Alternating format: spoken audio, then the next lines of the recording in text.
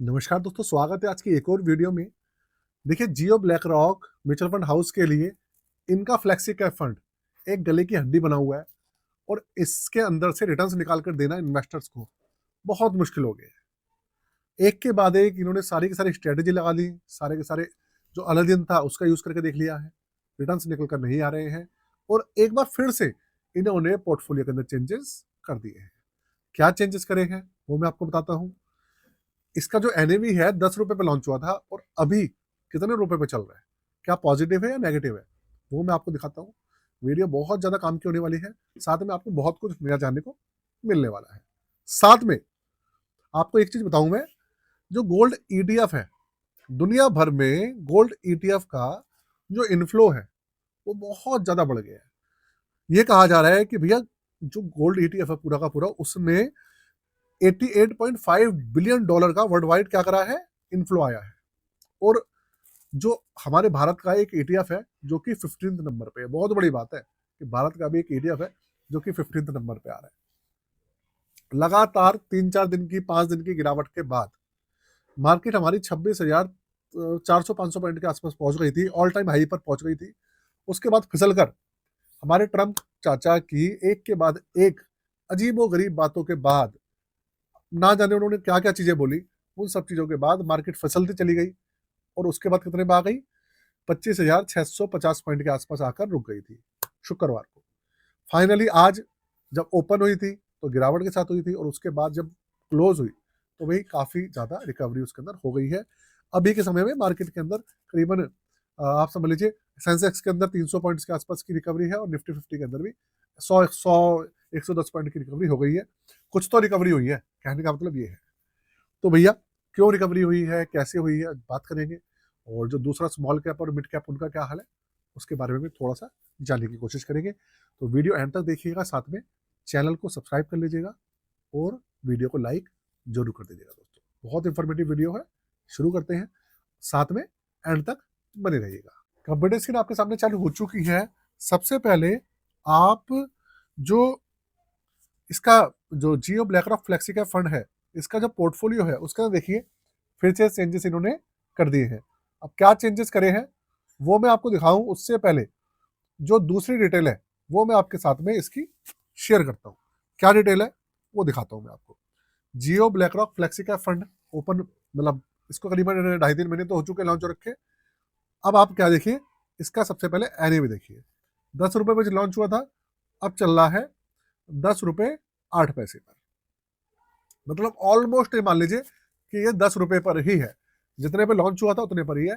पिछले एक महीने में 0% का इसने रिटर्न दिया है, ना पॉजिटिव ना नेगेटिव। लॉन्च कब हुआ था, लॉन्च मेरे को शायद अक्टूबर के आसपास लॉन्च हुआ था, 13 अक्टूबर का लॉन्च हुआ था। देखा जाए तो 2 महीने से तो ज्यादा हो ही गए, नवंबर निकल गया, दिसंबर निकल गया और अक्टूबर भी आधा निकल गया और जब 3 महीने हो गए इसको, ऑलमोस्ट 3 महीने में रिटर्न है नील बटा सन्नाटा, कुछ नहीं है। इन्वेस्टर्स के हाथ में आया है, कुछ भी नहीं। अब आप एक चीज देखिए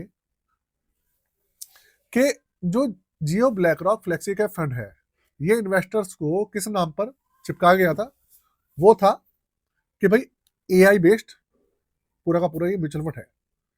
अब आप एक चीज देखो कि भाई इसके अंदर अगर जो अलादीन सॉफ्टवेयर था इतने अच्छे से पूरी पूरी चीजें मैनेज कर रहा था, इनके जो फंड मैनेजर है तन्वी जी हैं और हैं जो अच्छे से इनको मैनेज कर रहे थे, अगर ऐसा है तो लगातार इनके पोर्टफोलियो के अंदर चेंजेस ये क्यों कर रहे हैं। और अगर ये चेंजेस कर भी रहे हैं, चलिए ठीक है, अगर चेंजेस नहीं करेंगे तो रिटर्न कैसे आएगा, ये सब मानने वाली बात है।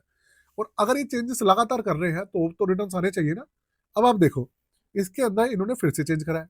इन्होंने क्या करा है, जो अडानी एनर्जी है उसके अंदर जो एक्सपोजर है वो बढ़ा दिया है। HCL हो गया, जो दूसरे हो गए, किसी के अंदर बढ़ाया है और किसी के अंदर घटाया है।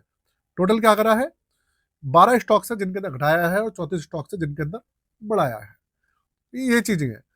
और अब आप देखो इसमें क्या है, जिसके अंदर इंक्रीज कराया है वो है अडानी, HCL और 34 और स्टॉक्स है जिनके अंदर इन्होंने हिस्सेदारी बढ़ा दी है। और इंडिगो के साथ में जो 12 स्टॉक्स और है जिनके अंदर इन्होंने हिस्सेदारी गिरा दी है। अब कौन कौन से स्टॉक्स हैं, क्या है, ऐसे तो देखो बहुत सारे हैं, लेकिन हम क्या ही जान के करेंगे। सवाल ये है कि भाई रिटर्न्स निकल कर नहीं आ पा रहे हैं। अब बहुत सारे लोग ऐसे होंगे वो कहेंगे कि भाई देखो नया फंड है, समय लगेगा, सब सेट होने में समय लगेगा। देखो वो बात आपकी बिल्कुल ठीक है। हर महीने करीबन करीबन 15 से लेकर 20 नए एनएफओ आते हैं, फ्लेक्सी के फंड भी आते हैं, दूसरे भी आते हैं। लेकिन सवाल यहाँ पर ये होता है कि जो फंड्स वो आते हैं ना, वो इतना हल्ला नहीं पीटते, और ना ही वो इतने पोर्टफोलियो चेंज करते हैं, और ना ही वो इतने बड़े म्यूचुअल फंड हाउस होते हैं। अब आप सोचो इनके साथ ब्लैक रॉक जुड़ा हुआ है, इतना ज़्यादा सपोर्ट है, उसके बाद भी इतना ज़्यादा इनको ना स्ट्रगल करनी पड़ रही है। और मुझे लग रहा है इन्होंने अलादीन का तो यूज़ करना बंद ही कर दिया है।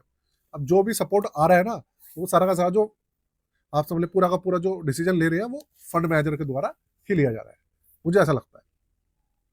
चलिए भाई, ये तो बात हो गई जियो, ब्लैक रॉक और उनके फ्लेक्सी के फंड की। आने वाले समय में इनका एक और स्पेशल फंड आने वाला है, उसके बारे में मैं आपको बताऊंगा। वो काफी ज्यादा यूनिक फंड है, काफी ज्यादा। चलिए अब चलते हैं, हमारा जो ये गोल्ड ईटीएफ है उसके बारे में बात करते हैं। देखिए आपने देखा होगा कि पिछले 1 डेढ़ साल के अंदर गोल्ड और सिल्वर के अंदर काफी ज्यादा क्या हुआ है, प्राइस हाइक हुए हैं। और वैश्विक स्तर पे अगर आप देखें तो जो गोल्ड है, पहले हमारा 1 लाख रुपए से नीचे चल रहा था, और अब आप देखेंगे तो 1 लाख क्रॉस कर गया फिर।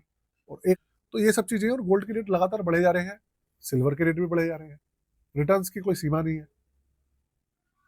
तो ये सब चीजें निकल के आ रही है। तो इन सब चीजों को देखते हुए हुआ क्या है कि पूरे वर्ल्ड वाइड 88.5 बिलियन डॉलर का क्या आया है, इनफ्लो आया गोल्ड ईटीएफ के अंदर। इंडिया के जो गोल्ड ईटीएफ थे, बाहर के, यूएसए, चाइना, हर देश के अंदर गोल्ड ईटीएफ है, सबके अंदर टोटल 88.5 बिलियन डॉलर का इनफ्लो आया है। और इसके अंदर हमारा जो निप्पॉन इंडिया गोल्ड 20 है वो 15वें नंबर पे है, 15वें नंबर पे है।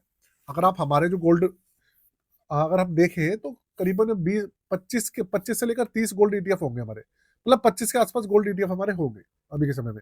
तो ये सब चीजें भाई, चलो अच्छी बात है देश के लिए कि हमारा जो ईटीएफ है वो भी भैया कहीं पर रैंकिंग करता है वर्ल्ड वाइड। ये भी बहुत बड़ी बात है। अगर आपके पास ये वाला गोल्ड ईटीएफ हो तो मुझे जरूर बताइएगा कमेंट बॉक्स के अंदर।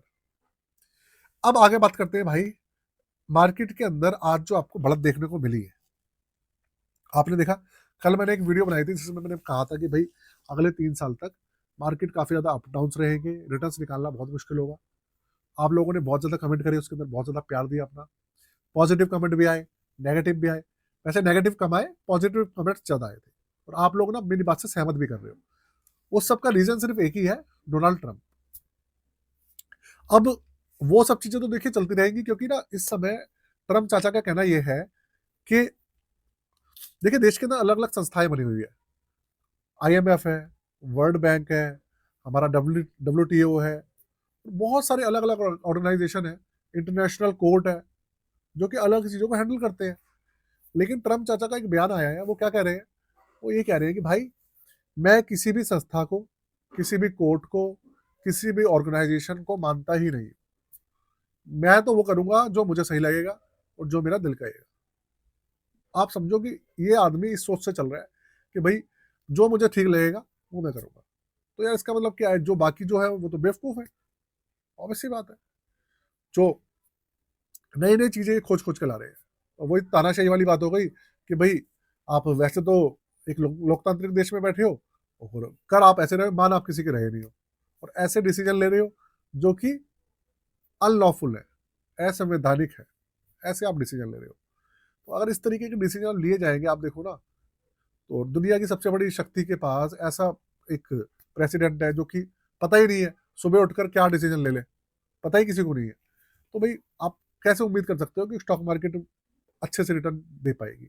बात ये है, आज पॉजिटिव दे दिया है, हो सकता है कल भी पॉजिटिव जाए, चलती रहेगी, उसके बाद फिर वो डिसीजन कुछ ना कुछ ले लेंगे, फिर हल्का फुल्का नेगेटिव आ जाएगी। तो भाई ये सब चीजें देखने को आपको मिलती रहेगी।